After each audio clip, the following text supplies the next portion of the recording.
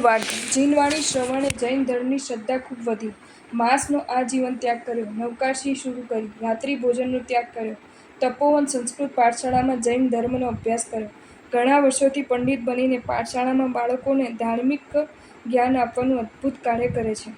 શ્રી જીવાભિગમ સૂત્ર ફરૂસમ નરકની અનંત કઠોરતા જોઈને કરુણા આવી ગઈ અહીંની કઠોરતાને. શ્રી પ્રશ્ન વ્યાકરણ સૂત્ર નિર્ભરામેસુ અહીંના મજાના બંગલાએ જે નરકમાં મોકલી દીધા કે જ્યાં કોઈ મજા જ નથી.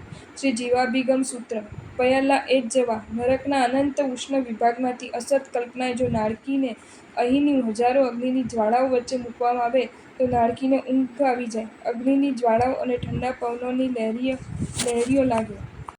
જો તમને આ વિડીયો ગમ્યો હોય તો આ વિડીયોને લાઇક કરો અને શેર કરો અને આવા જ નવા વિડીયો જોવા માટે જૈન ફેક્ટ્સ એન્ડ સ્ટોરીઝની ચેનલને સબસ્ક્રાઇબ કરો. ધન્યવાદ.